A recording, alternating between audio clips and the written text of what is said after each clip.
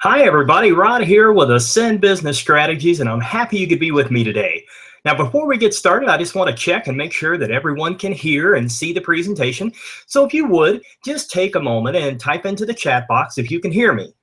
Now, you just go ahead and put yes or I see and hear or whatever you want to do. Okay, Chrissy says great. Looks like Mark is saying sounds good, looks good. I'm seeing Barbara put hear you and see you. Awesome. Now, one thing I want to tell you, don't worry if you're unable to see the other participants' comments in your chat box, because we're monitoring them here at the studio and I'll respond accordingly. So don't worry about that at all. It's all good. It's all good. Okay, so it looks like that we're getting ready to go, and I want to cover just a few things that will help you get the most out of your workshop experience with me today. I want you to turn off all your internet consuming programs that you might have on right now. If you have a question, please simply just type it into the chat box. And again, if others don't see the question, that's okay. I'm going to read it out loud. Or if I don't have time to get to it here in the actual workshop, I will then go ahead and get back to you by email, because I want to make sure that I answer all of your questions and it's all good. So it looks like we're ready to dive into today's topic. Hopefully everybody gets their distractions taken care of. You turn your phone off and so forth, and you're ready to go. Because today I want to share with you a process that will bring your yearly planning, your strategic goals, and your employee buy-in all into one easy-to-use framework that will have you losing your frustrations and your headaches quickly. You'll watch your goals being achieved and your profits increasing. Friends, this framework will also bring your team's achievement and their buy-in to the organization to an all-time high, and that's very important. Now, what you will see today is actually just a part of a complete process that we have called the Strategic Organizational Playbook. But before we get too far into this, I guess I probably should go ahead and tell you a little bit about myself so you know why I'm here today talking about something that I believe in so much. You know, I've been in professional leadership and development for over 23 years. I have been in the restaurant business. I've been in the grocery business, worked in men's clothing and fashion. Let's see what else. A theater, arcades. I'm telling you, I've been everywhere, done a lot of stuff. Currently and have been a law enforcement chaplain for a number of years. I'm now working with Ascend Business Strategies as a coach, a trainer, and a keynote speaker. And I'm really happy to do that because I get to help people succeed and be successful in their organizations. You know, it really wasn't that long ago that I kind of, too, looked at yearly planning with kind of a skeptical eye. I don't know if you've ever done that or not. I always thought that I was good enough just to sort of shift on the fly and address the issues and the things that I needed to in order for the business to go where it should go. You see, I thought that planning was kind of a waste of time and, well, you know, buy-in, it was nice to have, but it wasn't a must. Now, through this, I learned that I was wrong. I would have months that would spike in sales and profits and we'd do really well, while I'd end up with other months that would dip tragically low and oftentimes would negate all that I had previously earned in those good months. I was very uneven at best. My team was lethargic. And when I brought up goals or new quotas or change, they just bristled, grimaced, and they gave me a bunch of excuses. Now, I don't know if you've experienced that or not, but I certainly did.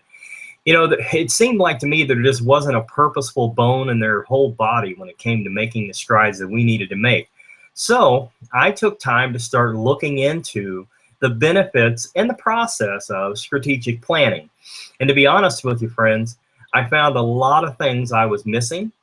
And when I started implementing them, success came. And I'll tell you more about that later. But before we get too far, I do want to tell you a little bit about what to expect out of our time together here today. First of all, we're going to cover what strategic planning involves. We're going to look at examining core values of your organization. We'll look at the value of a vision statement and a mission statement. We're going to look at things that you need to consider as you're doing your planning. I'm even going to help you by telling you some mistakes that you need to avoid when doing your planning. We're going to also look at how to make your goals work, because I'm telling you, if you don't have your goals working, your employees buying into the goals, then your planning is all for naught. And then finally, I'll be honest with you right up front. I'm going to share with you an opportunity so you can have this in your own organization so that you can enjoy the success that I eventually enjoyed, and I can help cut your learning curve. Even if you're doing planning right now, and even if everything's going really, really well, it can always go better. And I'm going to show you how to make that happen today. So today, what I'm going to tell you is that I'm going to give you my very best information on this topic, and I'm not going to hold anything back from you. I'm going to share these things with you. I'm committing to give you the ability to improve the teamwork and the productivity and the goals within your organization on a great increase. Now, take a moment, if you would, and type into the chat box what kind of frustrations that you're currently having with strategic planning within your organization. So I'm going to pause just a second and let you type some things in, and then we'll talk about it here in just a moment. Okay, it looks like our first person, Mark, says that his big frustration is getting the team on board. And boy, yeah, that would be very frustrating, because if you got goals out there and they look like good goals and you've thought them through, you're working with them, but you can't get the team on board, well, it's not going to happen.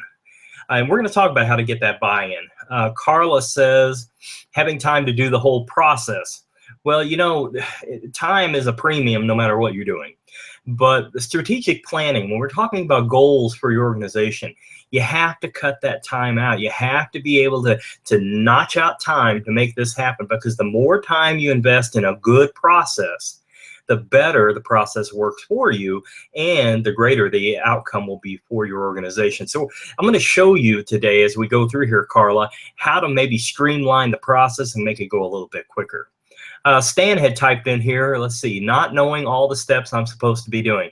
You know, if you haven't had a strategic planning course, or you haven't had an opportunity like I'm going to give you here later today where you can get it all at one time, it's difficult, because most people, we're not born into business with the knowledge of every step we need to take. And sometimes we try to put so much in there, it becomes a point of just so much that we just let it go. So today, I'm going to help you with this, Stan. I'm going to show you the steps that you need. Also going to show you how to streamline it, and that'll help Carla out as well. So thank you for what you're putting in there. I know there's some others still on there right now. I'm going to go ahead and move on, because, you know, the reason why I wanted to know what you thought was because I want to make sure I address those concerns. And if you're still typing in and I see that, don't worry, you're going to see that you will be addressed as well, what you've been putting in. So for those of you that think a lot like I do, and you may want to go a little bit deeper once I'm done today, I'm going to have something really special towards the end of this program that you're going to want to stay and see. I'm going to reveal to you how you can have everything I share with you today and more to review for yourself and to share with your leaders. Now, let's say you're not in the mood where you want to buy anything today, and that's absolutely fine. I also am going to have a special report for you that's absolutely free. You can download this, and it's an awesome companion to expand your understanding, totally free, just for being on this workshop today. So whether you want to get anything for your organization or not, then you're still going to have the incentive to stay, because I have something free for everyone, and I'm going to give a really great deal to those that think, hey, you know what, I need to up my game in strategic planning, and so therefore I need to make sure that I get all the advantages I possibly can. I'll have that for you today. Now, before we get too far into the actual guts of this, I want to share a little bit about why it is that we should take the time to look at strategic planning. Did you know that businesses who use strategic plans, they are 12% more profitable than organizations who don't? Can you use 12% more going to your bottom line? Well, if you're like everybody else, you absolutely can. And you know, this process allows everything in your organization to become aligned behind what's most important. And that is the key to making profitability work in your organization. Now, I showed you the benefit. Now let me show you what happens if you don't. This statistic, the cost of not planning, of the 26,000 startup business failures that average a year, 67% of them did not have a written strategic plan. Now, this statistic is taken from a survey of startup businesses, but I'm going to tell you the end result is exactly the same for established businesses or startup businesses. If you don't plan each year, you're soon going to be closing up shop, because eventually you won't be able to sustain yourself. Now, you might be thinking, well, we haven't planned and we're still in business. Okay, I'll give you that. True. But the next question is this. Are you as productive and as profitable as you can be in your organization? I'm telling you, if you're not setting out your strategic plan with goals, you're absolutely not. There's no way for you to reach your potential without a set plan based on the factors that I'm going to share with you today. Now, you want to know why I'm so confident in making this statement? It's because I've lived on both sides of the equations, folks. Plus, if you just take a few moments to look at the statistics that are out there, you'll see. For example, check this one out. 64% of leaders say planning leads to strategic decisions that allow the company to meet its goal. Now, what was the percentage? 64%. The decision you have to make on a day-to-day basis in your organization has to be leading you to completing your goals. Every single decision you make is either detracting from or furthering the progress of your goals. That's why it's so important that you lay this plan out before the year begins. Now, let's talk about what is involved in strategic planning, because it was mentioned earlier, I believe Stan said he wasn't really sure if he was following all the steps or if he was missing anything. So I want to go over today what's involved in strategic planning so you can understand how much of a link this has to your organizational success. Now, we will break these down in just a little bit, but I want to kind of just show you a little bit. I'm going to go over with you and share with you each step that will ensure that your team is empowered and enabled to achieve exactly what is important for your organization to succeed. For example, you're going to want to establish or review your core values. So in other words, if you don't have core values for your organization, you need to set those up. Again, I'm going to break all these down in just a few moments for you. Right now, I'm giving you a highlight. You want to revisit your vision, or you want to make a vision statement if you don't have one. You want to produce a new mission statement. It doesn't matter if you've had a mission statement for a long time. Every year, your mission statement needs to be reviewed, because every year you should be on a new mission of profitability. Next, you're going to want to develop your goals, of course, and you're going to want to determine your key performance indicators. Now, we'll talk about the specifics on that in a moment, too. And then you want to design scoreboards. Scoreboards are very, very important. So, some of you might be wondering, why should I invest all this energy into making a plan for the year? You may be thinking there's better things that you can spend your time on. And earlier it was mentioned by Carla, I believe, that how do you get the time, making the time to do all this? Folks, I can't stress to you enough today that this process should be the single most important thing you do every year. Why do I say that? Very simply, because it's going to give you an updated approach to business needs. You know as well as I do that every year things change in our business and in our economic surroundings. We have to be able to meet those things head on. Next, it's going to help you remain a key player in your industry. Regardless of what your industry may be, you need to be on the top and cutting edge of profitability. This will help you do that. It'll help you analyze it. Also, you need to have new goals each year with new processes on how to reach them. If you're still using the goals you have from last year, what kind of process or progress are you actually making in the world that you are impacting? Next, it'll increase employee engagement. Now, some of you may doubt this, but I can tell you from my own personal experience, when we involved the team in the strategic process, you would be amazed at how well things went. I mean, it's just phenomenal. If you will give them a piece of the action, so to speak, allow them to have input, then you then get the output that you need.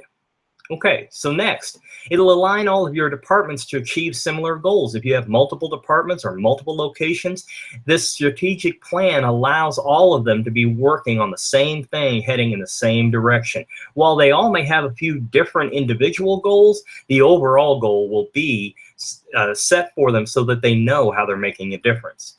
And then finally, determine processes or products that are not working. We may have a large lineup of products and services, but what are your real money makers? And have you taken time to sit down and think about it? If something's not making money for you, why isn't it? Can we make it a money maker, or is it just a dead in the water product that we need to not put a lot of energy into?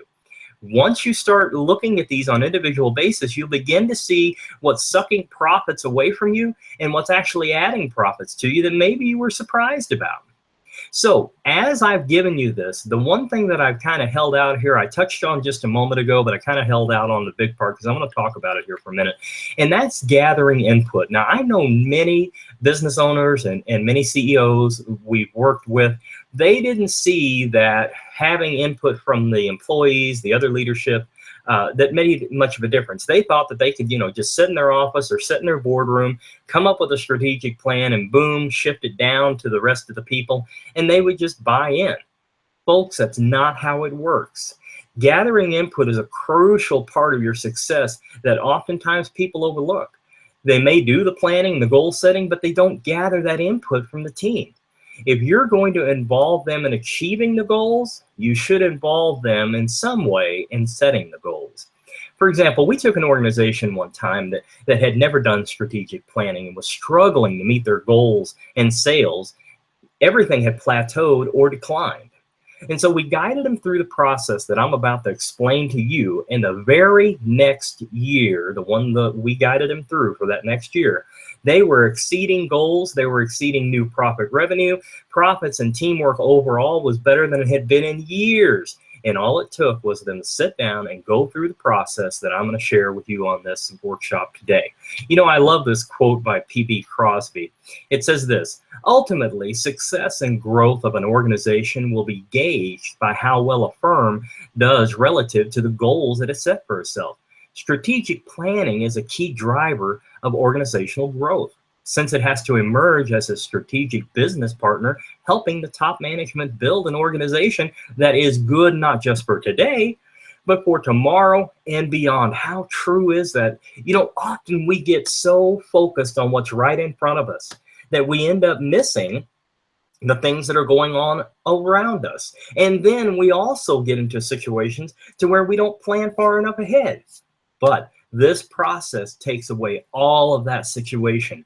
So now what I want to do for you is I wanted to go deeper into what I gave you an overview of just a few minutes ago. This is going to be the whole process of strategic planning. It's going to help you draw the needed connections from all of the foundational areas of your organization through into the goals themselves. So let's get started. You remember I started talking about core values.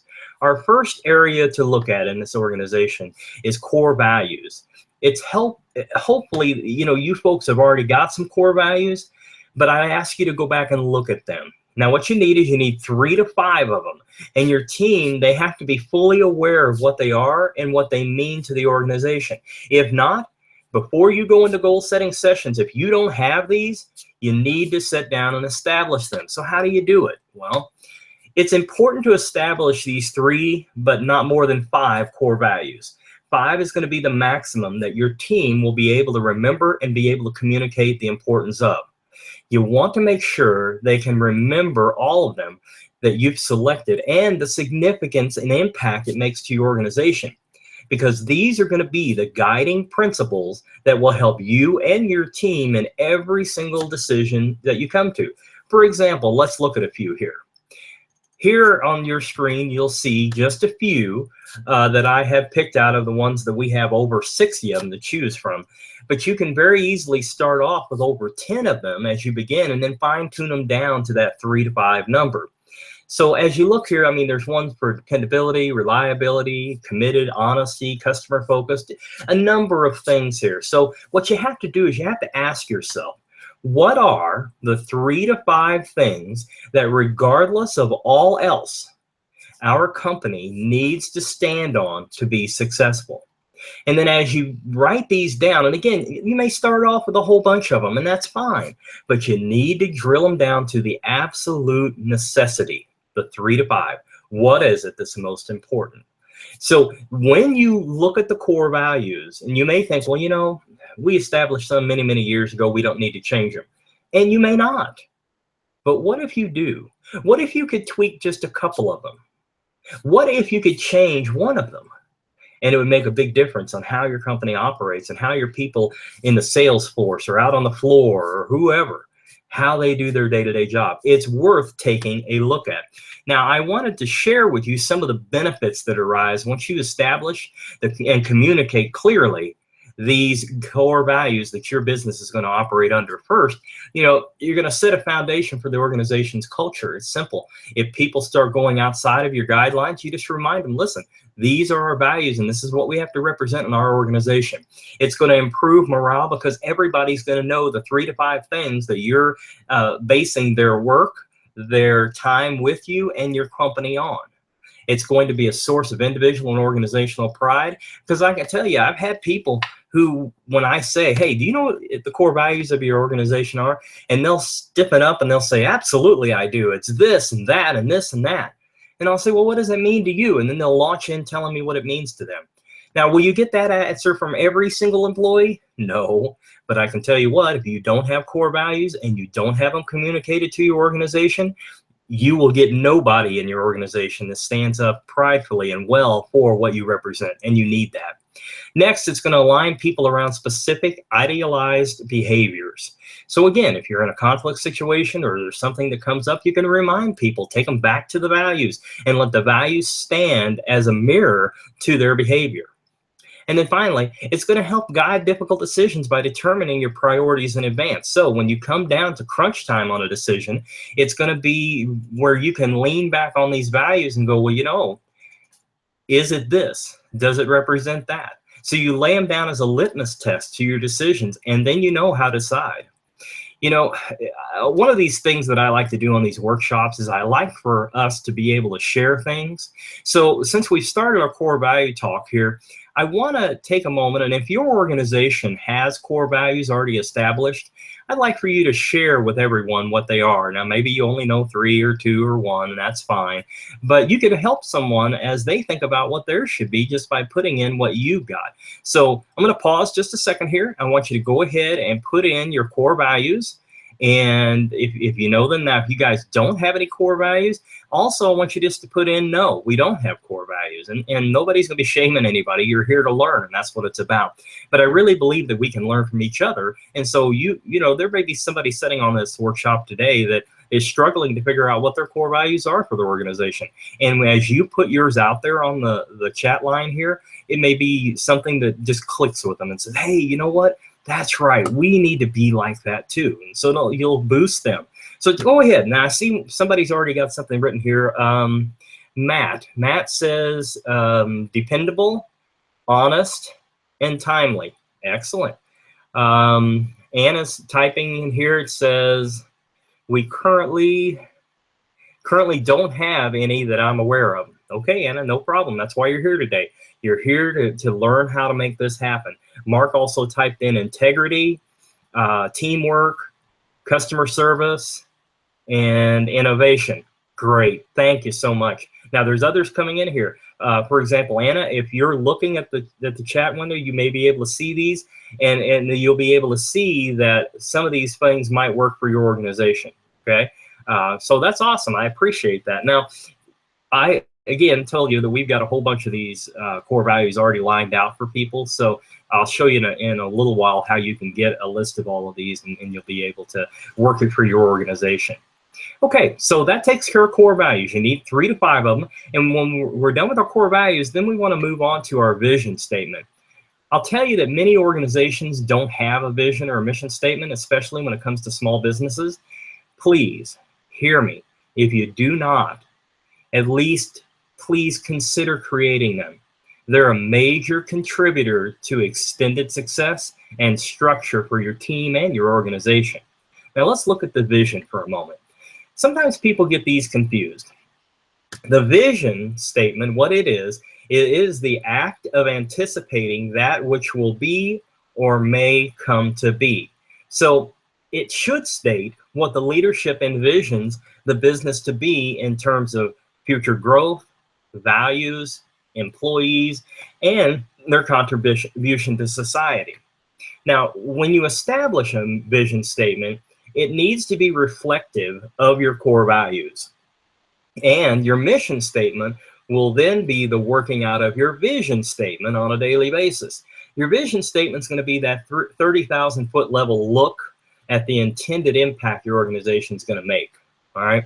So we're given a really long, broad look here at what we want for our organization. Now, the vision statement is the one that comes first. The mission statement is going to be how you work out your vision statement. So it goes values, then vision, then mission, then goals. So let's stay on our vision here. And I want to give you some questions now that will help you when creating or even reviewing your organization's vision statement. One key to remember about how a vision statement should be thought of is simply this. It's like driving towards the horizon. Now, you and I could get in the car and we could drive to the horizon and never, ever reach it. However, every mile we take is making progress towards that horizon. And that's what the vision is. It is a long-term look at how we want things to be. So with that, let's look at some questions. Number one, what is the positive impact that your organization will have on those that you serve? So whatever industry you're in, whatever you do, what kind of positive impact are you wanting your organization to make on those lives? Then ask yourself, what sets me apart from the competition? What sets your organization apart from the competition? In other words, what makes you different? Why should anyone go out of their way to do business with you? And now this is something I always stick in when I'm doing the live presentation and in someone's workplace and helping them go through this. I always ask this, okay, if I live 30 miles away from your place, but yet you tell me you're the best at doing what it is you do, tell me why it is I should drive that 30 miles or that 60 miles round trip to take advantage of your services or your product. Now that makes you think. What is going to draw someone to me? What is going to make them go out of their way to come to me? That really helps you lay out what your vision looks like. What are we going to do that's going to be so awesome that's going to bring these people? Okay, now the next one, if you think about buzzwords that people use who do business with you now, if your values named in the previous exercise are working well, what would those buzzwords be? So you come up with your 3 to 5 values, and now if those are working really well, then what kind of buzzwords will be used to describe your organization? Would they say that you're dependable? Would they say that it's a treat to do business with you? Would they say they've always had honest dealings with you? You got to think about these things, because here's why. If you think about these things and you begin to look at the buzzwords that could come from being very successful with your core values, and your customers, your clients would start using these, then it gives you an idea about what you want to be. What do we want to be? What does our organization want to be? Let me give you a little help here. I'm going to show you the vision statement for Ascend Business Strategies, and then when we're done with that, we'll look at Amazon's example. So here is Ascend Business Strategies vision, and it's a very simple one. Notice it's not long at all. We help clients ascend to their peak by providing clarity in purpose and in productivity. Now you notice it's not specific. This is that horizon we're driving towards. We want to be the organization that people look at that say, you know what, my purpose, my productivity, it's clear now. I see what needs to happen. Now, how are we going to make this happen? Well, that's the vision. That's not the vision statement. That's the mission statement. But for the vision, this is perfect because it gives us that long-range look as to what we want to be. Okay, so now one of the things I did want to bring out to you was you'll notice that it's not a whole bunch of sentences. If you've got a vision statement that's over 3 sentences, you have put too much into it, and you probably have part of your mission running around in your vision. Vision statement, 1 or 2 sentences should take care of it. Okay. Now let's look and see what Amazon came up with. This is theirs. Now Amazon's a global business. It says to be Earth's most customer-centric company, to build a place where people can come to find and discover anything they might want to buy online. Pretty good vision. There's nothing specific here. It's just saying they're going to be so broad that no matter what their client or customer is looking for, they're going to be able to find it. So that's it. You know, that is what you've got to come up with. And if a global organization can come up with a vision statement that is 1 sentence, you certainly can too. It's going to take time, and you are going to have to work through it and process it a little bit. It may be a paragraph to begin with, but then start wordsmithing it down to 1 to 2 sentences, okay? Now, as you craft your vision, you're going to want to think about this type of a goal with your finished product, and this is it. So you want to come up with something that is called an elevator speech. An elevator speech is something that you can share with someone who asks you what you do or what your organization does in 60 seconds or less. It also is going to be just enough, but not too much, that it'll intrigue people to ask you, so tell me how you do that, or how does that happen? Because once you do that, you've got them hooked. And see, that's the goal. When you're out talking to people about your organization, you need a hook. The vision, you share that with them to the point where it makes them go, wow, that's interesting. Tell me more. Then you've got them hooked. And that becomes a possible lead for you as you continue to explore it. Okay, so now you've got a little bit of knowledge in crafting your organizational values and vision.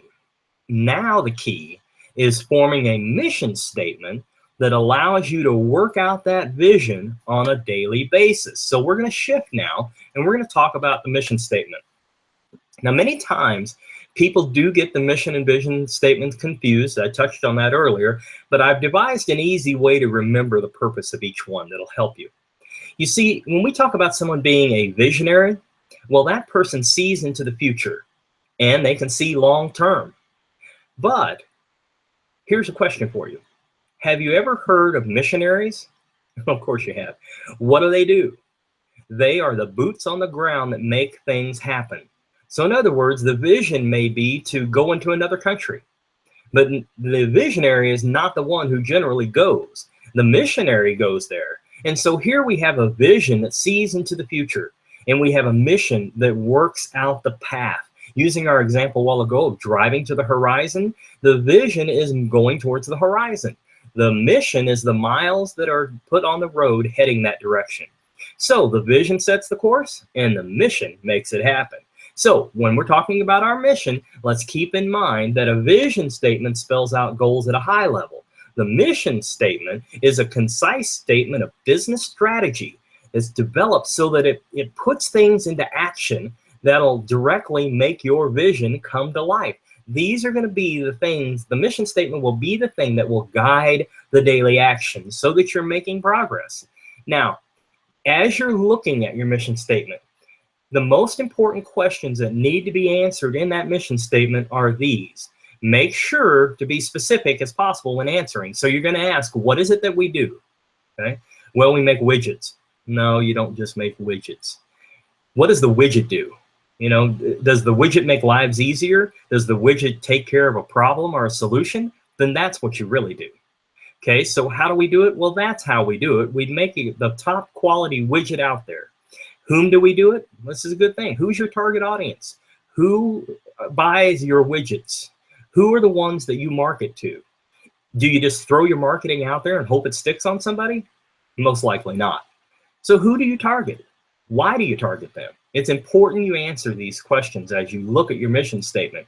So what was the most important to you as you crafted your vision? You know, a while ago, we were talking a lot about values and visions. What factors from your vision statement should you now keep in mind as you start writing this mission statement, considering that it's all about making that vision come to life on a daily basis? These things have to be addressed in making your mission. Okay, so next we want to see what problem or problems do you serve? What needs do you fulfill? This single question here will really open up the potential of your organization if you take time to work through it. So you've got to ask yourself the question, what pains do we have solutions for? How is everything working? What needs do we fulfill? Why are we special in that area? Those things are going to help you do that. Next, you're going to say, you know, what are the measures of success? How can we measure the performance? What is going to be our indicators? In other words, how are we going to know if we succeeded? You know, simply put, your mission has to have factors in it that are measurable. If not, you're never going to know when you've achieved your mission or if you're even making progress. Now, let me show you Ascend's mission. I showed you our vision a while ago. Let me show you our mission. Ascend Business Strategies provides practical approaches to training and coaching and speaking by empowering individuals and organizations to reach their goals, dreams, and ambitions. Now, we measure these by our success in post-meeting surveys. We do it in-class feedback. We also have follow-up interviews with the people in which we're working for. And oftentimes what we do in the very beginnings, we'll sit down with whoever is looking to hire us, and we'll say, hey, what do you want to get accomplished with this? What's your goal? And then at the end, we say, did we meet your goal? And that's how we know that we're helping people. When they're using our training, using what we've coached them on, that means it's practical. Okay? If they are making progress, we've empowered them, giving them the tools, whether it be an individual or an organization. When we start hearing that they're able to hit their goals, reach their ambitions and things for their organization, we know we've made progress. So now here's a question for you to answer, and I want you to take a few moments here and look at this question. What percentage of the people in your organization know what the organization's mission statement really is? Take a minute and put that in there, because it's going to be interesting, I think, when I share a few things with you here in a minute.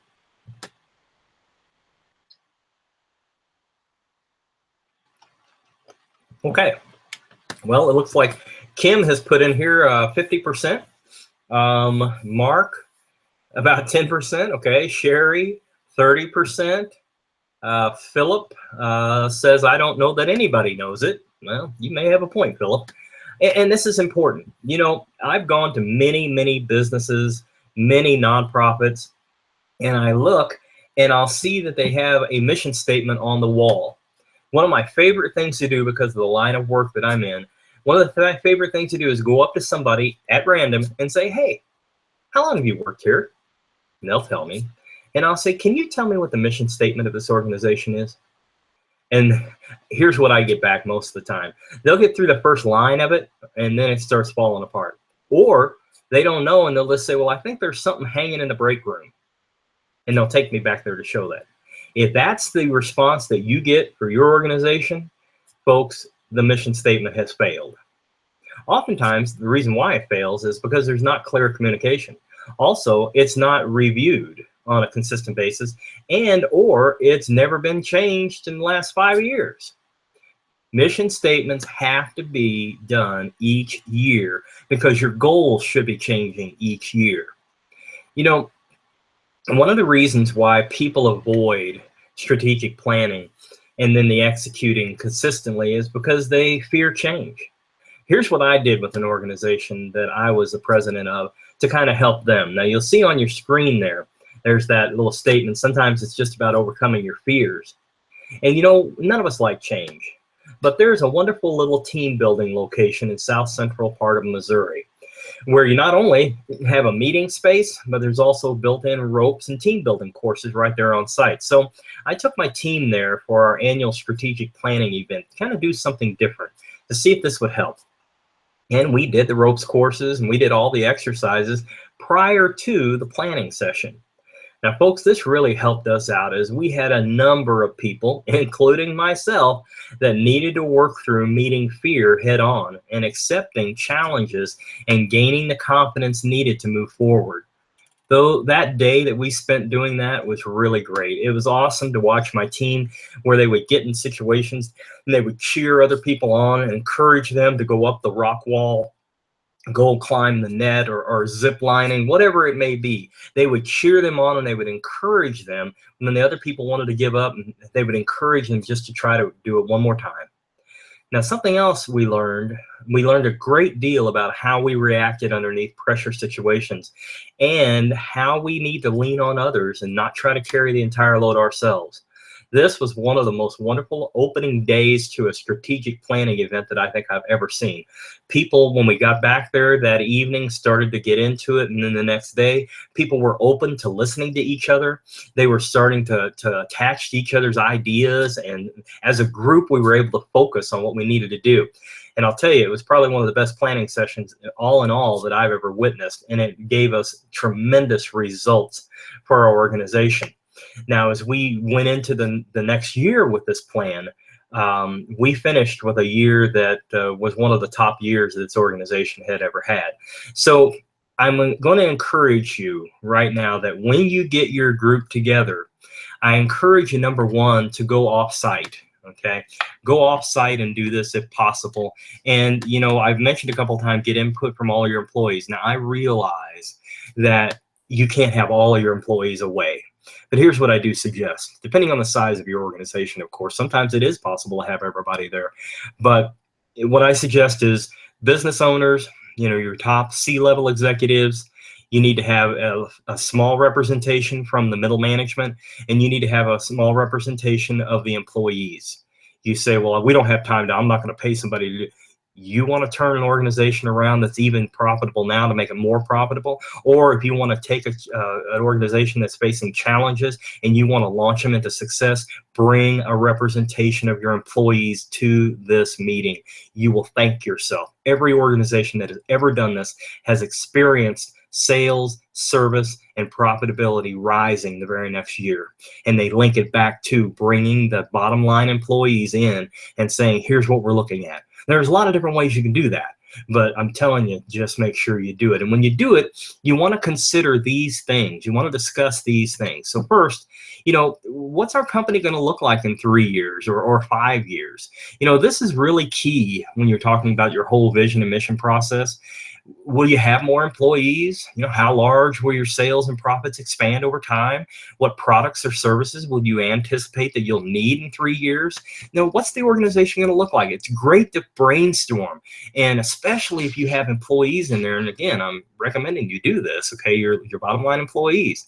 And when you listen to what they see the vision for your organization to be, you might be astounded by what they say, okay? Give them a chance. Next, who are your customers? Now, you need to make sure that you get in depth, not just your target market, but who are your customers now? Get down in and find this out. What segment of society do you serve? You look at your customers right now and you say, okay, this is our customer profile. Now, do we want to add a customer profile and start trying to target ourselves? You're going to want to think about things like who they are, job titles, what they need, what are the pains that they have that you can solve, and how often do they need your services. Now, keep in mind, you may have multiple sets of customer profiles. Some people call them avatars and personas, whatever, but you need to build each one up completely, because then it gives you the ability to target your sales and growth and market towards those personas. If you're just throwing it out there that, well, our target market is middle income America. Okay, that's a large segment. But what about middle income America? Is it certain factors, or is it people who are in debt? Is it people who are not in debt? Is it people that go on vacations a lot? Is it people that stay home? Do they need security? Whatever your business is. Okay, that's how you look at these personas. Okay, so then once you kind of get through that, then it's time for innovation and brainstorming. And I love this part. This could be an add-on to a service or a product you currently have. You got to ask yourself a question. What program or products or services should we be providing to create more value for our customers? It could be a sector that you are currently not serving, but there's an opportunity there to tap into it. Maybe you need to start offering a service plan or a warranty program on your product. Just think big. Think big. Don't limit your thinking on these things. The organization I shared with you a while ago that had one of the best years that they had after they did their first strategic planning, during the strategic planning process, one of their employees brought up, hey, how come we're not working in this sector? And then everybody just kind of looked at each other and said, well, I don't know. Why aren't we? So they began to make a plan to target that sector. It exploded for them. It was awesome for them. So, you never can tell what will come out of these things. But one thing I do know is if you don't do it, nothing will ever come. And that's the important thing you have to understand. Next, what would make you more successful in these areas that you brainstormed on? Now that you come up with some new or different ideas that will provide more value for your customers, what's going to make it really work for you? How are you going to get success in these areas? Now, here's a process that I want to share with you that will help you in this process that I'm just asking, this question that I'm asking you right now. What will help you be more successful? And what it is a process called forward thinking. We do this a lot here at Ascend, and we teach everybody that we interact with to do this. Forward thinking is basically the ability to look back and visualize how a project or a task looks after successfully completed. Now, I guess it's not really looking back, but it's kind of looking forward, but you're going to go in your mind ahead to the date in which you have succeeded, and then you're going to look back and visualize how that looks. You literally are envisioning in your mind the day that you reach the goal, and you think about what it will be like on that day. In other words, how does everyone feel in the organization now that we reach this goal? what showed that we had reached the goal. Now you begin to work backwards and think about what it would look like on the day before you reach success. What needs to be accomplished before we can say we're successful here at the last minute? What could slip through the cracks and could be easily missed? Then you'd work back again the next day and so on until you're back to the day where you're making up the goal. And the reason why I say this is because it gives such a different perspective. Instead of standing here and going, well, I've got to get to here by that date down there. Now you're saying, I'm at that date down there. We are successful. And here's what we did to get there. It's important. Now you can substitute weeks and months or whatever where I put in days. It just depends on how your goal is set up.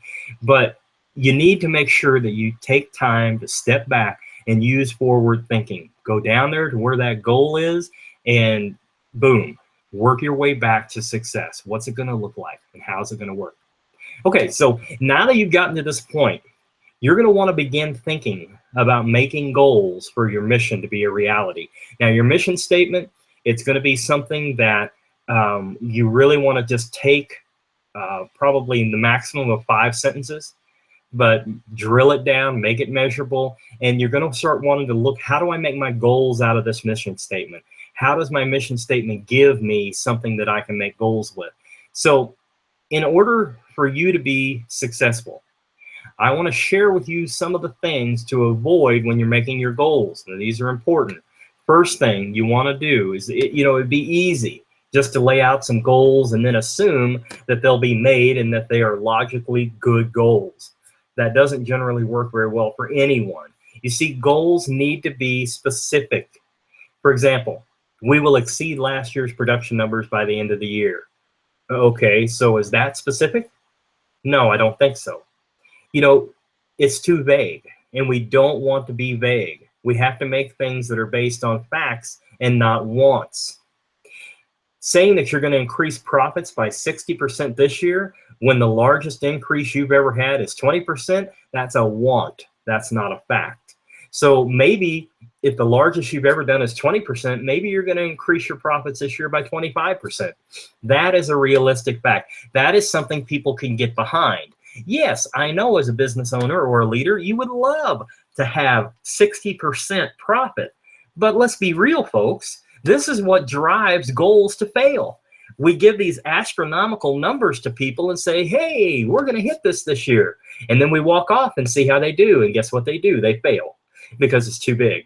Be realistic. Don't be vague, and make sure that you're doing everything based on facts. Next. Oftentimes, our goals are made around short-term thinking. Okay, so you need to look at the year. What's our goal for the year? Make a goal for that and then break it down into smaller 90-day chunks. Those then are going to get broken down into monthly key performance indicators, which we're going to talk about how to do that here in just a minute. Sometimes we make goals that have absolutely nothing to do with advancing the priorities of the mission and vision. That in of itself is counterproductive for the organization because, as it says there on the screen, short-term thinking is a killer, but so is lack of priorities, because your mission and vision, that's the priority of your organization. If you're not making goals based on those priorities, well, friends, you're just flailing. You're going to go around in circles. You're spinning the tires in the mud, whatever you want to call it. You're not going to make progress in getting anywhere that year. Okay, so the next is going to be lack of communication and no follow-up or ability to track the goal. Now, I could talk on this all day long on just these 2 points.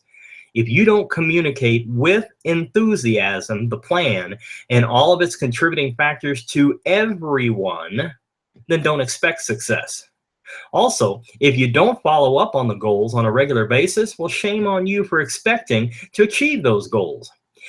It won't be the employee's fault if it doesn't happen. It'll be yours if they fail due to not doing the encouraging follow-up and tracking that you need to do. And I'm going to help you with all of that tracking here in just a few moments. But you have to understand, just sending out an email to everybody, that doesn't work. You need to have, when the plan is done, you need to have like a launch party or a launch meeting, whatever you want to call it. And maybe it's done over a web conference call. whatever it is, that's fine. But you need to be enthusiastic. You need to make sure everybody hears about it. And for example, if you've got 1,000 employees and you expect your different plants to get this plan all the way down to the people, you know what you do, Mr. Owner or Mr. CEO? You give it a week to make sure it's happened, or a week and a half, whatever is realistic. And then you call up and you ask for one of the employees on the floor. Oh, I can't do that. Do you want to know if this thing's reached them or not? Because if you get an employee on the floor and they see that the CEO or the business owner is talking to them, number one, it's going to make them feel so valuable and important. But number two, you're going to get the truth. Hey, have you heard about our new plan that launched here a couple of weeks ago? No. What is it about? Well, you may have heard. It's about this, that, or the other. Have you heard about that? No, sorry, boss. I haven't heard a thing. Well, guess what? Your middle management didn't do their job. And now you have to go talk to your middle management. Now, why wouldn't I just call the management and ask them if they did it? Because what do you think they're going to say most of the time? Oh, absolutely. Got it all taken care of. Everybody's on board. We're going to rock this thing. Go to the source. Never be that out of touch owner or that out of touch CEO. It doesn't work that way. Make sure that you talk to the people that are going to make the goals work for you. Okay, now take a moment and tell me if you guys have a current tracking mechanism that everyone can see and understand that shows your progress on your goals in at least a monthly manner, if that's the way they're set up to do that. Take a minute to do that. I'm going to get a drink of water. You start typing in, and then we'll start talking about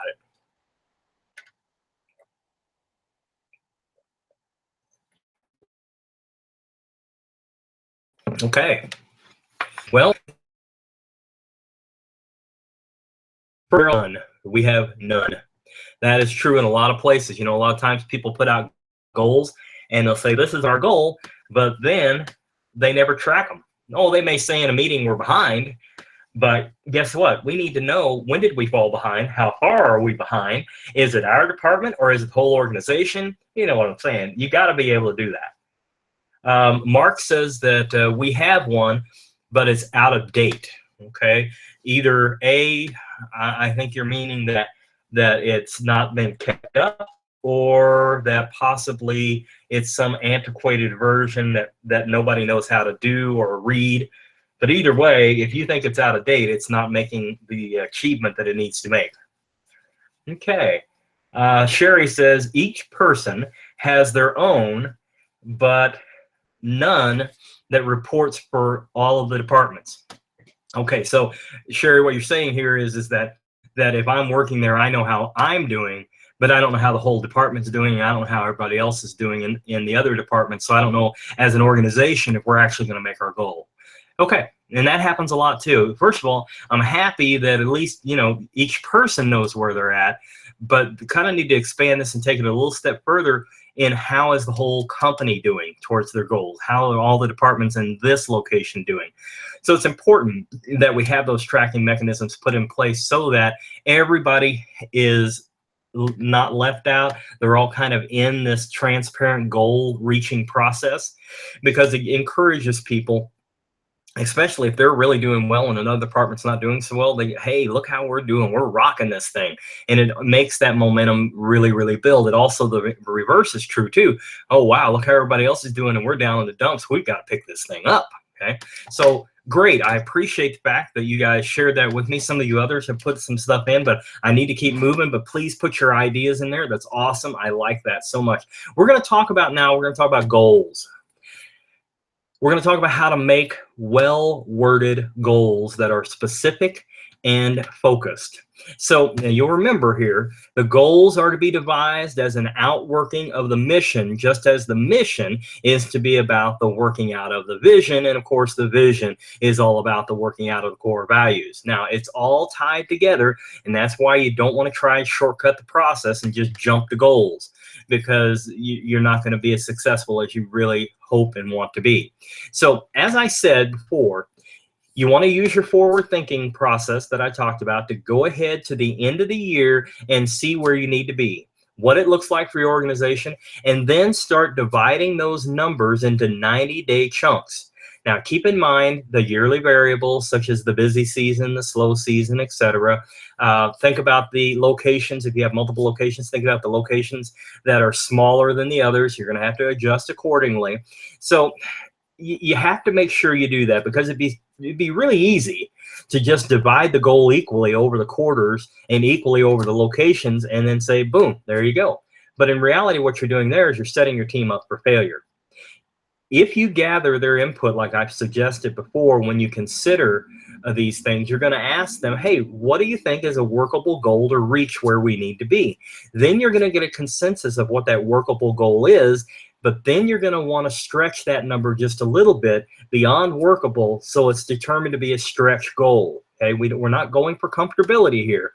We're going for realism, and we're wanting to stretch people a little bit.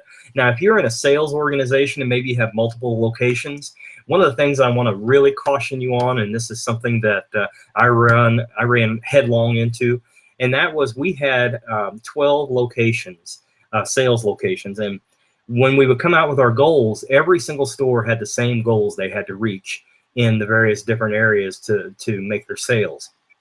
And as I started going around to the stores and talking to the people about the goals and so forth, we quickly realized that we had a store in a town that, had maybe 10,000 people in it when college wasn't in force. The same goals were there for them as in a town that was the capital of the state. It didn't work that way, and people felt defeated from the very beginning. So you really have to take into consideration what you're doing with your goals in relation to what's real for the small town versus the big town. Sure, oh yeah, they got to press harder. Yeah, they do have to press harder in a small town, and that's before goals ever come into play. But you want to set your team up for success and not failure. And if you're going to do that, that's why we revised all the way we did ours. We made them realistic, but yet profitable for the small ones, the same as we did for the larger ones. And then when we took their input in, it really helped us on making goals that they could reach. Then when they got their goals that next year, they were like, oh yeah, we can do this, man. I'll blow that out of the water, instead of feeling defeated from the very first day. So it's important. Now here, I want to share with you why it's important to use 90-day goals for the organization's advantage. First of all, in a 90-day goal, the employee sees that the number is a manageable number. If you show them the year goal, man, number one, that's a long way off, so they'll put it off. Number two, they'll think, oh man, that's a big number. How in the world are we ever going to make that? So you take it in 90-day chunks, and it helps them. It also shows them quicker progress. And let me tell you, this is huge, and you may disagree with me, and all I'm going to ask you to do is think about it. Give them no more than 3 goals for the year. 3 goals. Now, if you want to stretch it, you can try to do 5, but I'm here to tell you from my experience and working with numerous places that 3 brings you abundant success. 5 cripples you slightly. Now, when you're using this 90 days, you want to think about these, but you also want to think about these factors too. 90 days isn't too short, and it's not too long. It's attainable. It's time bound. Okay. It's one of those things that it really helps you, because psychologically speaking, humans are wired to easily think in 90-day increments. Any longer and we get overwhelmed. Plus, during review time, it is difficult for employees to remember specifically past a 90-day window. This is also a key factor when you're doing employee performance reviews too, because in that 90-day window, they can remember things specifically, and they know you can too. If you go past that, it's difficult for them to go back in time and do that. Now, something I noticed on screen, and some of my grammar folks are pointing this out, hey, I know we've got the wrong 2 in there. It's supposed to be 00, and I don't know if it auto-corrected when we were typing in, but hey, that's your giggle for the day. 90 days isn't too short or too long. So yes, we should have an extra O in there. And next time we'll get it. We're all human. I guess we mess up. But yes, I recognize it as I was staring at it here. So have a little fun with that one. Okay, let's keep talking on our 90 days here. The 90-day goals, they're a lot easier for you to measure. It keeps your team members on board. In the beginning, it is relatively easy to create an aura of excitement, a buzz about what the progress will be with it. 90-day plans can easily keep the momentum from going stale.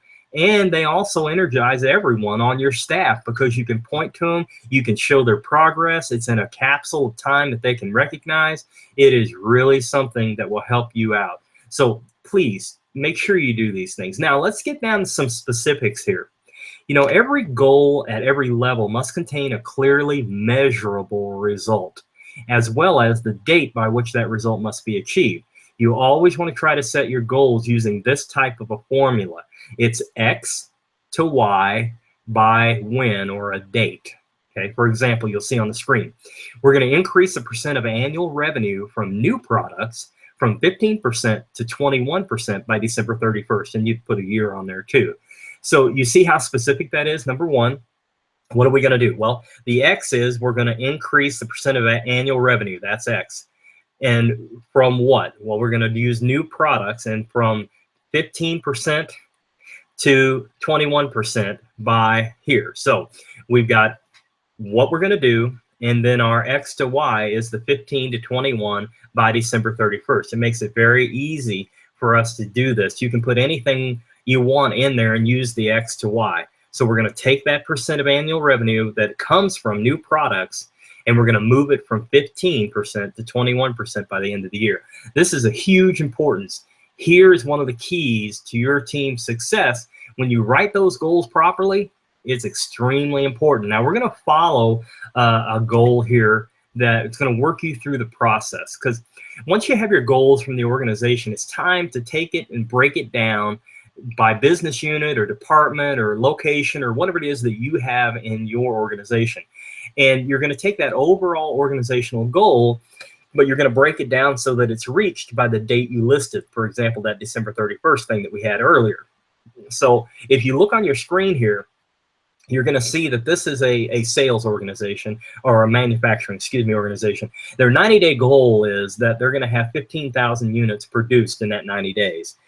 So Department 1, in that 90 days, they're looking at 5,000. Department 2, they're looking at 7,500 units. And Department 3, they're looking at 2,500 units. Now you'll notice here how the departments are not even in their amount. This is intelligent planning, because one department might be stronger than another. One location may have more traffic than the other, depending on how you're making your goals or whatever it is. But you have to be responsible when you make the division of your overall goals. Now, in a moment, we're going to follow this department. We're going to bring it down to just Department 1, and I'm going to show you how you break it down and gain that excitement and that buy-in. But before we do that, I want to give you a good example here on your screen, what you can see of how to develop good KPIs, key performance indicators. You'll see that on the left-hand side of your screen, you have this that is the specific and clear, explicitly linked to purpose, plan, language, bite-sized chunk, measurable. It gives you examples of how to do all of that, right? And then on the right-hand side, it shows you how not to do it. You know, it's too broad, it's too vague. It has an unclear connection to the purpose. It's gibberish, it won't work. Too much to swallow. Unmeasurable, no time frame. Gives you examples so you can kind of see how your goals and KPIs are landing, and whether they're going to work or not, or whether they're good. And so I wanted to make sure I gave that to you to see that. So now let's go back here, and we're going to follow the process of making KPIs for Department 1. That's the one I showed you a while ago. Department 1's 90-day goal was 5,000 units. So that means that it's going to be 1,667 units per 30 days. Which means they're going to have to average 56 units a day.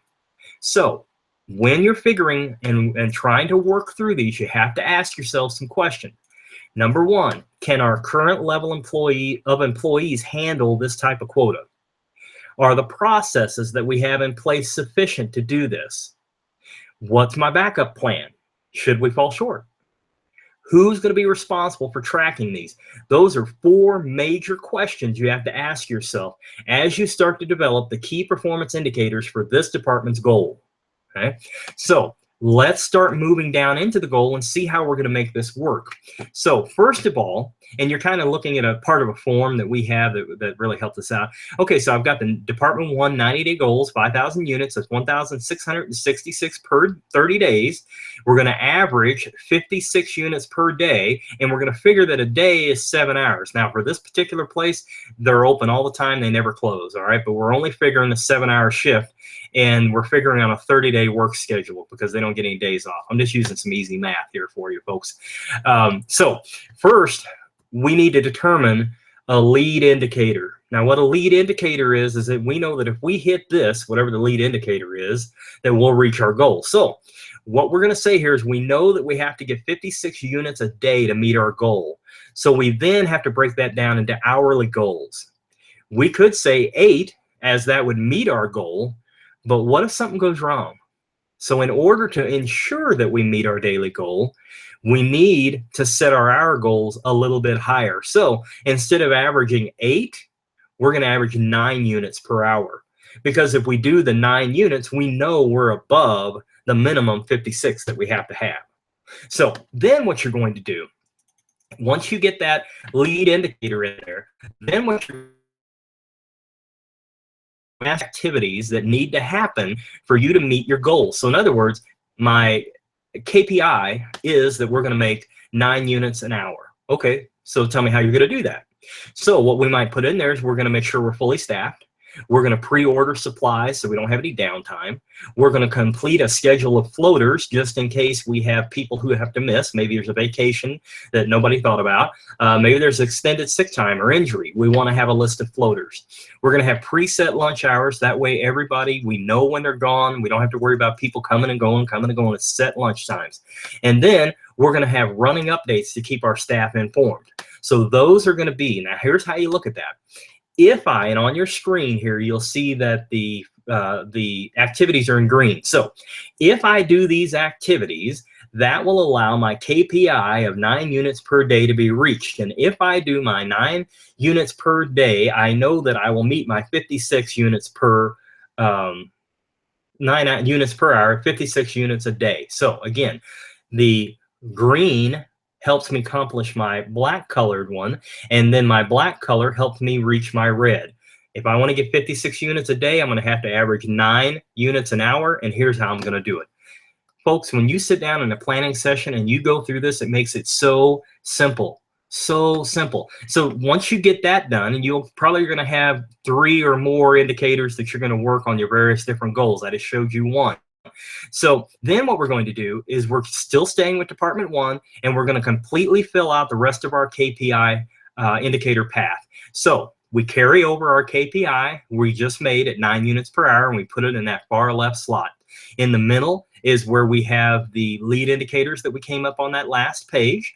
Now, just like our lead indicators will ensure that our KPI gets met or exceeded, our behaviors on the right-hand side here, the predictable behaviors, they are going to be the things that will ensure that our lead indicators are able to happen flawlessly. So what do we need to do on predictable behaviors that will ensure our lead indicators can happen? Well, number one, we need to do our schedule in advance. We can't just do it a week in advance. We need to have it 30 days in advance. Okay.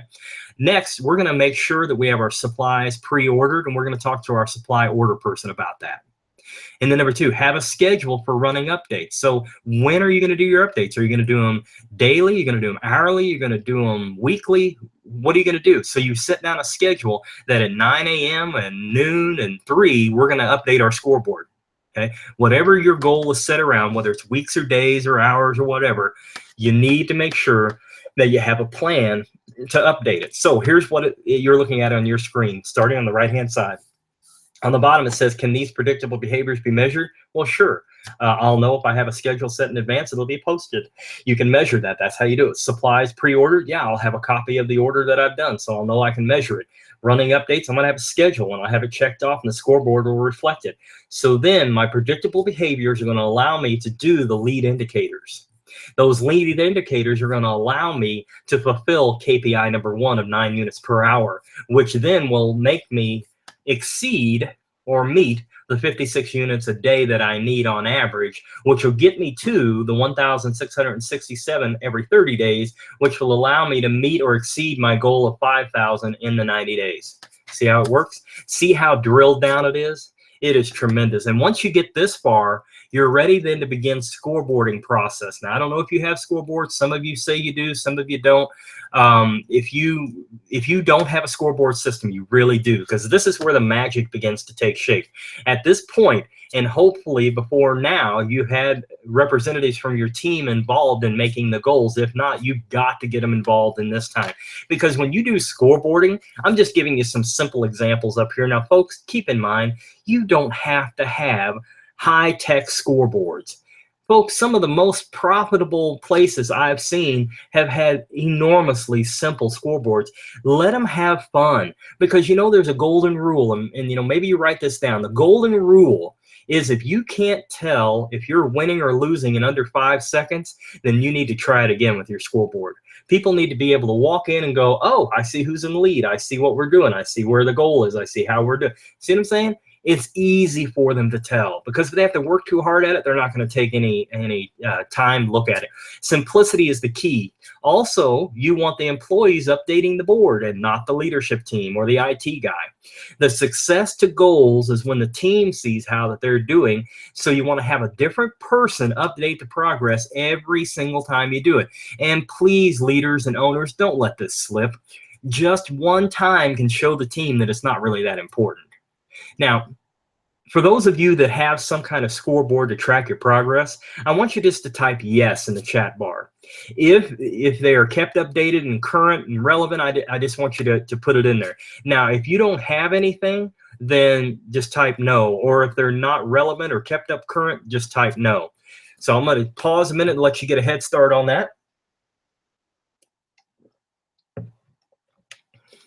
Okay, I'm not going to name off everybody here, but it shows that many are indicating that they're not updated on a consistent basis. Folks, that's sad. You know, it really is.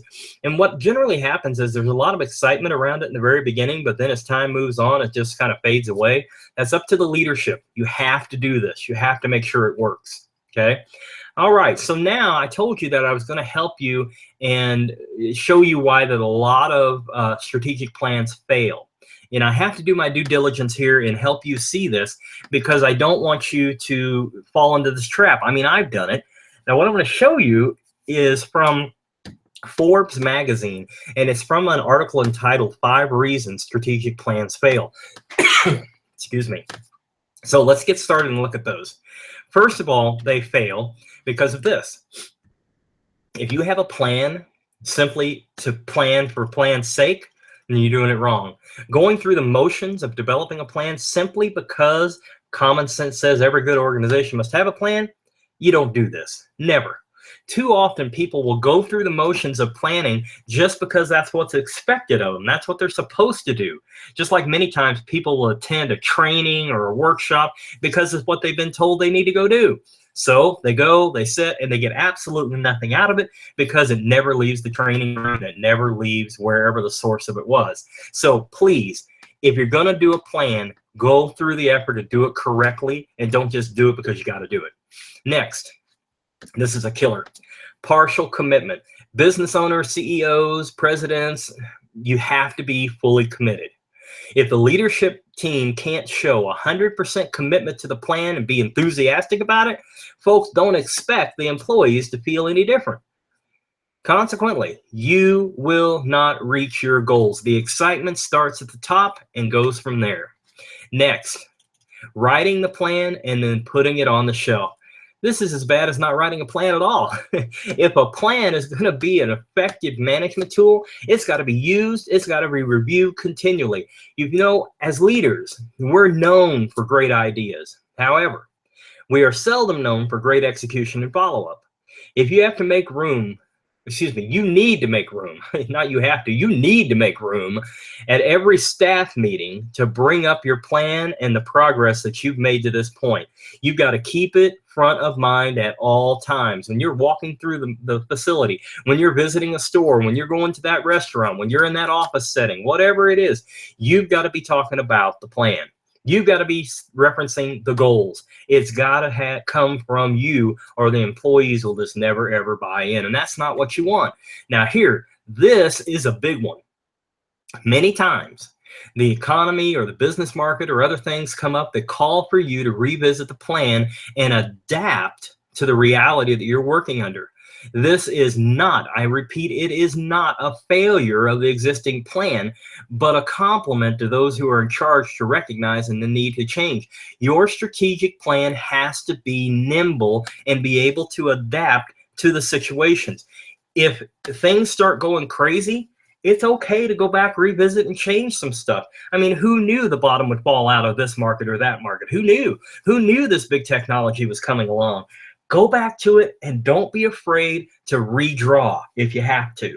Don't have to change a whole lot, but just address whatever it is that's causing the big issue right now. That will help you a lot. In other words, what I'm saying is it's got to be a living document that's fluid and able to change with the times. Okay? Next, and this, mercy. No accountability or follow through. You have to be tough once the plan's developed and the resources are committed, and ensure that there are consequences for not delivering on the strategy. As I mentioned earlier, these things are the biggies. You have to inspect what you expect, or you will never succeed. Don't let it slide. I mean, you guys put the time and the energy into this plan. You've got to uphold it. You know, 3 months down the road, you've got to be just as enthusiastic as you were the first month. The 6th month down the road, you've got to make sure accountability is there and follow through is happening. Folks, you remember the story I was telling you at the beginning? Well, I want to continue my story here. You know, as I was going through the whole process of making goals and trying to figure out goals and so forth, one day one of my team members kind of shook my thinking by asking me a question when I confronted her about the lack of consistent progress. I could hear her asking me this question even to this very day as I sit here talking to you. She said, did it ever occur to you to ask us what we needed to succeed, what we thought success looked like? You make these ever-changing goals and you expect us just to jump right in there and do as we're told. You know, we're not animals that you train. We're people. We have ideas and we want to help.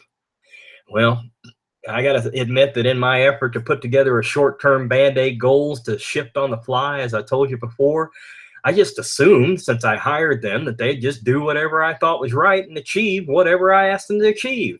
But you know what? I was wrong. She was right. I did shift all the time on my goals. I was reactive. I had fallen into that trap that reactive routine was the only way that I could logically work things. And so I kept telling myself, this is it. This is the only way I can do it. And then I started telling myself when suggestions came up to do things differently that, oh my, you know, I just didn't have the time to worry about it. I didn't want to deal with it was the answer, but I just, you know, said I didn't have time. So I have to admit to you, it took me a few years to understand not only how to effectively make a yearly strategic plan, but also how to effectively do the whole process. And that's why I took the time out today to share with you what I've shared with you. So you might be asking yourself, you know, what can we do? Well, number one is you can do it. If you take the time, you can make the difference. You can be the one that will take the initiative, that will make the plan so your organization can succeed. Now, what now? Well, now you have a good idea of how to make sure that your strategic plan is done correctly and how to get started if this is your first time. But just because you came here today, I want to give you something that will help you a lot. This is the blueprint for growth in your organization. Now, you're going to see in just a moment here a link that's going to pop up in your browser, in your chat window.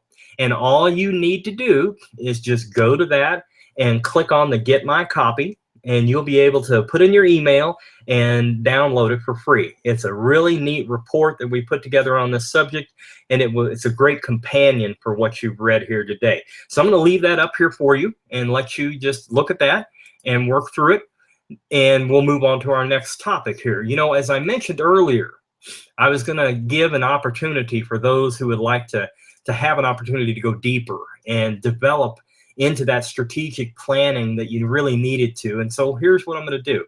Now, it would be very easy for me to take this program that I'm about to share, that I did share with you, and take it and charge a lot of money for it, because the benefit for you and your organization is huge. But I want you to know it's not how a Send business strategy works. What I do want to share with you is this. The value of the investment that you're going to make today, when you purchase the strategic organizational playbook, you're going to unlock the future of your organization, the future of your employees and your leaders, because you're going to have a process and the tools that can be used anytime that you want to use it, and it's user friendly. Just look at all the things you're going to get. First of all, you're going to get 8 pre-recorded video lessons that normally goes for $497. But you're also going to be able to have downloads. Now, these PDF downloads are editable documents that will help you be able to reflect on where you guys have been as an organization and where you want to go. It's going to guide you through all the process. It's going to be able to be downloaded numerous times, and every step of the way you'll have the report you need. But here's a really neat part I want to share with you today. Because you're on this today, you're going to have lifetime access to everything that I've told you about here, these 8 video lessons, these PDF downloads. You're going to be able to have that access, and you can share it with your team as bite-sized training modules. Now, what I mean by that is simply this. All of these lessons on this are very short. So you can take just a few minutes out of a staff meeting and train on one video process. If you're sitting down to do your strategic plan for the year, you can incorporate these lessons into that process, so you're guided 100%. And by having these modules, they can go back and look at them. You can go back and look at them. It really helps everyone become proactive and give you the ability that you need to get that much needed employee buy-in. So if this program was going to go out to everybody, and you had the ability to have me come into your organization and do it, you'd be investing and spending about $5,000. However, if you take advantage of this offer today, you're not going to be investing $497. I'm going to give you $200 off on that price. So it means that your price today, exactly, it's $297. And if you'll notice to the far right, we've got a guarantee. And that's right. If you decide to purchase today, you need to know that you're 100% safe to try this out, because it's backed up by our High Achievers Guarantee Plus. If for any reason you're not completely satisfied with all these downloadable resources, the knowledge that you're going to get on how to set your business up for success, and the strategies on raising the buy-in and the goal achievement for your organization, then all you need to do is just let us know within that first 30 days, and we will refund you the full price of the program plus. That's right. We have a plus on ours. So what a value is packed into this bargain. Now, the plus side of it is this. If you call us and you let us know that you want to give back this opportunity, you don't want to keep this in the 30 days, you're going to get to keep the downloads that you have. And we're going to get the turnaround time cut down on your return, because the very day you call in and let us know, we're going to process it that day. Most places don't do that. They'll tell you, well, it'll be a week to 10 days or 12 days or whatever. We're going to set it in motion that very day, and it'll just be up to your bank to get it processed. But the cool part of it is you get to keep the downloads, because we want to earn your business. We want you to know that we appreciate you. So on your screen here, hopefully you've taken the opportunity to download the Blueprint for Growth that I put up here for you. But now what I'm going to do is I'm going to show you another offer. I'm going to put the web link up here for you so that you can now see how you can go and get this particular offer for the Strategic Organizational Playbook. When you click this, you're going to be taken to a page that looks just like what you see right here. You're going to have to click up here on the purchase course, and when you do that, you will then come to an order page, which will allow you to put that promo code of SOP200 in. So this value pack bargain is just for you today. So not only, if you go through this, not only am I going to dive deeper into and include the information that I wasn't able to get into today, but you're getting that $200 discount. You get lifetime access. Now, let me show you what that means for your ROI, or in other words, your return on investment. Let's see what that is. Okay, so if you've got 10 employees, you're looking at $29.70 is what you're investing. If you have 50 employees, $5.94. 100 employees, $2.97 to set you up with lifetime access to this strategic organizational playbook that will guide your organization on and on and on to success. Your ROI, simply put, is tremendous. These videos are short enough. You can use them in weekly team meetings if you wanted to. You can use it part of your planning session. You could use the PDF downloads as follow-up pieces if you wanted to. Where else are you going to be able to get this type of training to use when you want to use it on your schedule and be this economical? I don't know. I haven't been able to find it. But not only that, this training that you're looking at today is never going to go out of date. It's not going to be useless. These are tried and true principles. So the link is in your chat. I'm going to also pop it up here on the screen for you. If you want to just copy it down for later, that's absolutely fine too. But here's the links, and you can push the button in your chat window. It'll take you to the same place. Now, you may still have questions, and that's fine. What I want you to do is I want you to start entering your questions right now into the chat window. And in a few moments, I'm going to get to them. I want you to think about a few things now that you know how economical this program is and the advantages to it and the benefits that you can get. I want you to think about a few questions. First of all, what happens if you just don't do anything? If you do nothing, what happens? Well, if you just keep doing what you've always been doing, what do you get? What's going to happen? Okay? If you just keep telling yourself that you don't have time to get to it, what's going to happen? Well, you know, the old adage is that if you keep doing like you've always been doing and you expect different results, well, there's a word for that, and it's called insanity. Okay? And I know none of us want to be in that situation.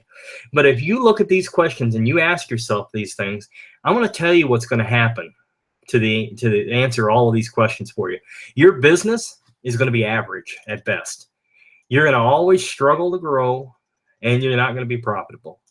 You know, your teamwork is going to be non-existent, and you eventually risk having to lay people off. Plus, your business will be in jeopardy, and I know you can't afford that, as well as your livelihood. And we got to think about that too. Is that really what you want? Doesn't it make sense to look deeper into this process for your organization? I mean, think about it. You have no hassle money-back guarantee there for you, so there's zero risk. And the plus side, you get to keep the downloads, and the plus side, we're going to process your return or your refund the day you let us know about it. So look at it this way. Let me frame it a little bit differently for you. If you purchase it for your organization at $297 today, and you take the full 30 days to look at it, and you decide it's not for you, then you just return it. You keep the downloads, and you lose nothing in the deal. But if you don't purchase it, and you don't evaluate for 30 days, you'll be passing up the $200 savings and the needed framework for you to gain more profit and streamline your organization's productivity. I don't know about you, but it's a choice, and I know it is, but I know which one I would make. You know, choices are tough. You know, you can continue to do what you've always been doing, and you know where it's going to lead you. The reactive goal setting, I was there, I know. Decreased profitability, you know, never just truly reaching your full potential. Now, you may make a few goals, but the question is, are you reaching the full potential as a team or as an organization? Is it really where you want to go? You know, you got to ask yourself, isn't it time to invest in the future of your organization? Time to stop making excuses about not having enough time, no need to plan, you know, what I'm doing now is good enough. Ask yourself this in reflection to the day. Can we do better? Can we as an organization do better? Now, if the answer was anything but a resounding no with evidence, then you owe it to yourself to at least look into the program. You already know you've got a money-back guarantee, so why worry about it?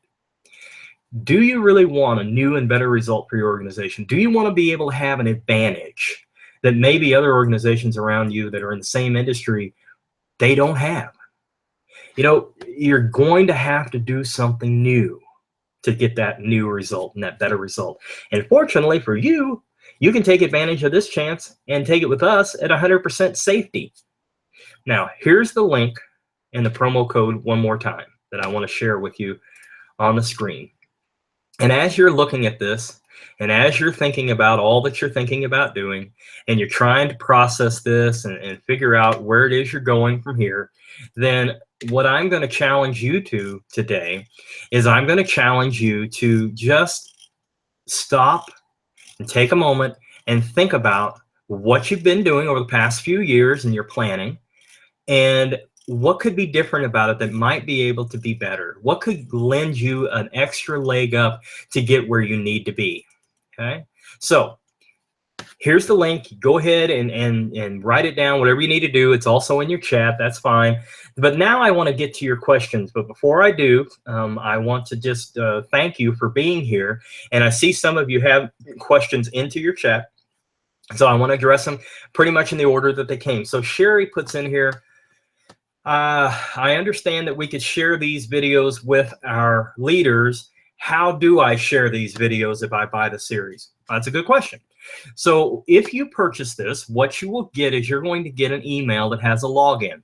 And that login will take you directly to it, and you can view all the videos you need to whenever you want. Now, in your location, in your organization, with your leaders, you can share that login. Okay, we don't want you giving it to anybody else outside of your organization, but inside of your organization, you can do that. Okay, so you'll just be giving them a login. Bill writes in, will we get the forms and the value adds that you talked about on here today? Yeah, all the forms and all those videos and all that great value I was sharing with you. Absolutely.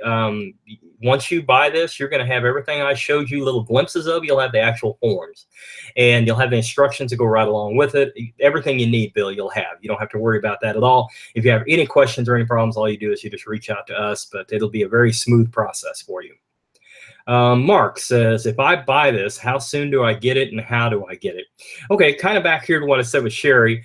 If you buy it within 24 hours, you're going to receive a email that confirms you bought it, and it's going to have your login in it. And so once you get your login, it's just a matter of fact of you going there and putting it in, and then it's there. Everything's right there. Your downloads are in one place along with your videos. All of it's in one place. You don't have to worry about going multiple places to get it, and you'll be ready to roll. No problems at all. Okay, Todd asks one, says, how long have you been using this, and will it work in any setting? So yeah, actually, Todd, it will work in any setting, any business, anywhere, small, large, medium, doesn't matter.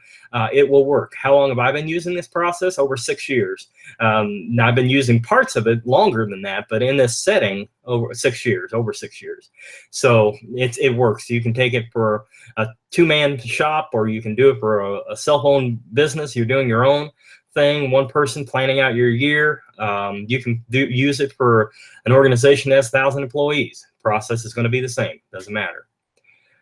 Carol says, when do you generally start your planning for the next year? That's a good question. You know, I have always started the planning process in October. That gets me to the point where we can get it done, and by the middle of November, I can have rollout meetings by the end of November. December, we got all of our scoreboards done, and we're ready on January 1 to rock this thing. So yeah, October 1st, we usually start. I start with my upper management. We begin talking about the process. Then we start involving everyone. We'll have the retreat towards the end of October, the first week in November. Then we send it back to the locations, and by the middle of November, we've got all of their input back and gathered, and then by that time, we've also released everything back to them, the finished copies, and then they start making their scoreboards in December, and they start really getting into it. And then we go through the scoreboards and make sure that they match what they need to, and then we have a big launch meeting in January, and boom, I mean, we're rolling. So October is when you want to do it. Now, some of you may be doing your planning in a fiscal way, and you do that in the June, July area.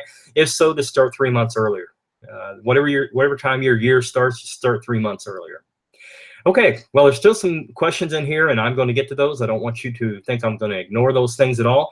But if you do need to get a hold of me and ask something that maybe possibly I have missed, then I just encourage you to look at your screen there. My email's on there, our website's on there, phone number is on there. So please, just I will get back to the people that have emailed here that I wasn't able to close out with. You know, and if you're still trying to decide, I'm going to encourage you to follow that link that's still there in your chat window. Follow that link and read more about it. Read about it. Because the truth is, folks, it can get better than it is now, no matter how good it is. Finally, you can get that ultimate frustration and the headache relief for yourself and get through this process. You know, once you have a strategic organization plan in place, all the questions about what to do, how to do it, how everybody fits into the success of the organization for the coming year, they fall right into place. and you have a point of reference for the entire year that you can go back to.